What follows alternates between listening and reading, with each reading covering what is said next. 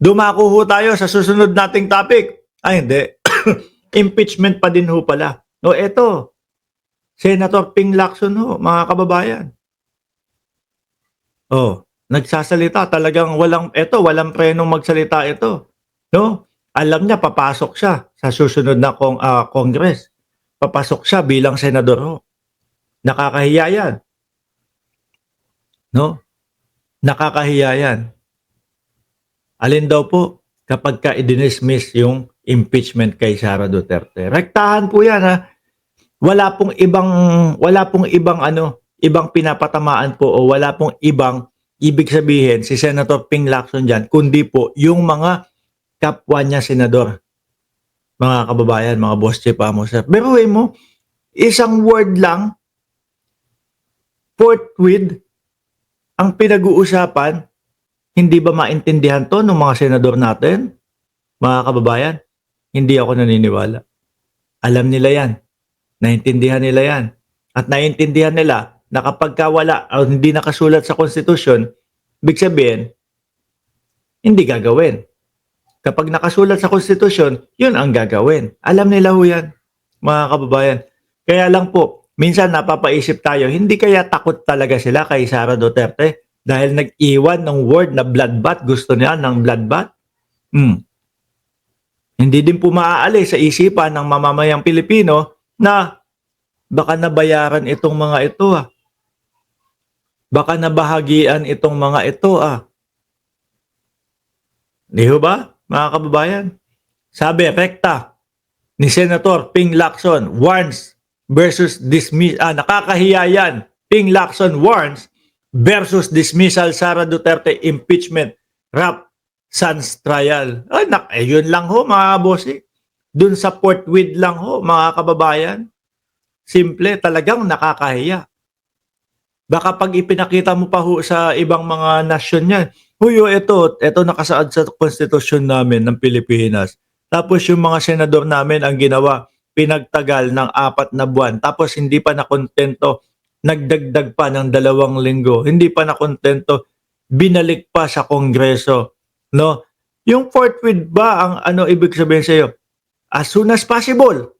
No? Yung as soon as possible ba na ibig sabihin ginawa ba nung Senado namin?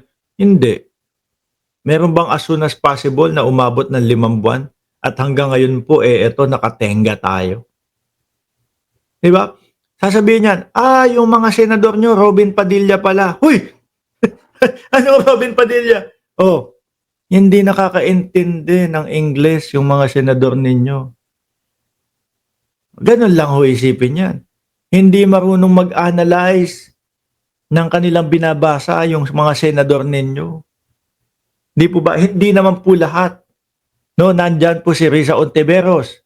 Nandyan po si Win Gatchalian, Coco Pimentel, at si Binay. Sino pa yung isa? Si Grace po. Palagay ko po naiintindihan nila yun. At mga kababayan, delikado po para sa mga kapwa natin Pilipino, para po sa ating maliliit na mga Pilipino.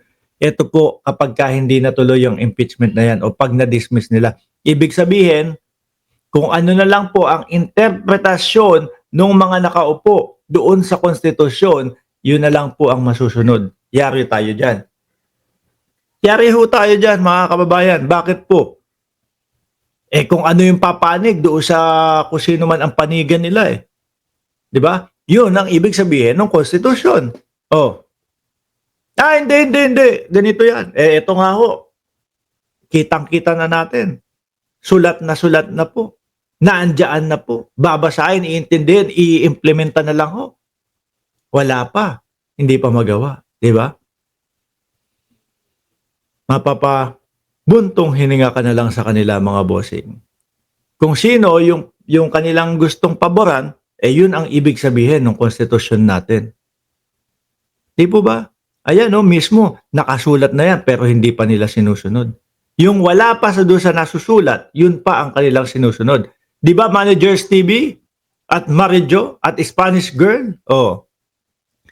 Senator Panfilo Lacson has warned his colleagues, against dismissing the impeachment complaint against Vice President Sara Duterte through a mere motion to dismiss as reportedly proposed by Senate President Francis Escudero. O biruin nyo ho yan, mga kababayan.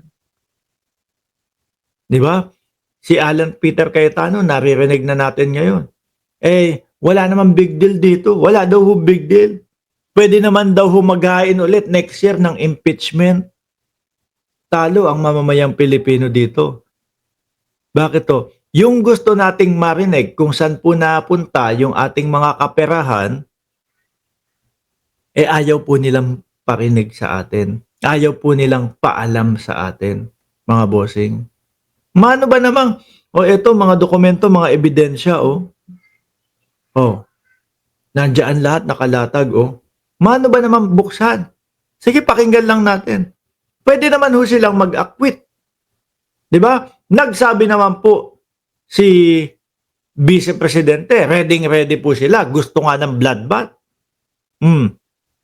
Tapos 16 pa. Ano pa kinatatakot nyo? Di ba King James Flores? Ano pa ho ang kinatatakot nitong mga ito with matching 16 na abogado ho, mga kababayan? Or natatakot sila na may isa na sumambulat na ebidensya at hindi po nila kayang idepensa. Yun po ang nakikita ko dyan. Kaya hanggat maaari, hindi pwede yung iudlot-udlot lang. Kailangan dismiss. Para sa ganon, walang makitang ni isang ebidensya ang mamamayang Pilipino. Pag nakita na may isang ebidensya at hirap idepensa, kahiyaan na po. Mahihiya na po silang i-acquit ang Vice Presidente. Makapal na po ang mukha nila masyado kapag ka nakita nila nag-uumapaw yung ebidensya tapos i-acquit pa din nila. Doon sila natatakot. Sabi ni Marijo, tatayuan ni Senator Soto yung impeachment. Malapit na. Biruin mo, dati ang taas ho ng tingin ko kay Chief Escudero. Lalo na ho, yung mga pagsasalita, nagagalingan ho ako magsalita dyan, mga bossing. Yung pala ganito ang gagawin doon sa impeachment. Ano po? Nakakawala ng paghanga po. Lalo na pag nagsalita si Chiso, talagang hindi po pwedeng matuloy, umusad, yung mga ganyan, yung mga ibang yung 5 words na pagkakapare-pareho ho, mga bossing, para mai-explika lang ng maayos sa mamamayang Pilipino. Hindi po pwedeng matuloy, umusad, o dumiretso, yung mga ganyan. Hindi po ba sabi ni Shiro Kansaki, may sariling universe si Quezon de Bola sa saligang batas? Correct. Nawalan ako ng gana sa born again nang dahil kay Joel Villanueva. Kitang-kita sa screen. Isa pa yun . Di ba? No? Amen. Tapos, bastos pala. Nakikita nyo ho, yung mga senador natin, mga kababayan. Ay, nako. Kung mamatyagan nyo ho, mga bossing, lalo na po yung mga edad 40, 50, 70, 60, yan po, yung mga talagang nasubaybayan po ang politika ng Pilipinas. Ako ho, nakalimutan ko na anong year pero 8 taon pa lang ako, talagang mahilig na ako sa politika ho, mga kababayan. Yun nga, sabi ko sa inyo, di ba? Nung bata pa ako, Mayor Lim versus Erap Estrada. Taga-Tondo ho kami. Doon ako pinanganak. Lim ako, syempre. No? Bumibili pa ako ng sako ng uling para pinturahan po ng lim. Ilagay ko, isabit ko doon sa namin, sa bubungan namin para makita. Yung mga senador ho, simula nung mga yon, nung naabutan ko, ay nako po, matatalino mga kababayan. Ito yung 19th Congress. Anak natin na pa, maglagay ba naman tayo? Opo, tayo. Kasama po ako sa bumoto no? Patawarin nyo na po ako. Kasama po ako. Maglagay ba naman tayo ng isang Robin Padilla? Diyan sa Senado? Hindi ko Hindi ko na-realize na yun lang pala ang alam nung si Robin Padilla, nag-iisang puro ganun lang pala. O hindi ko alam na ibang aspeto, wala naman pala, bugok pala. Di ho ba?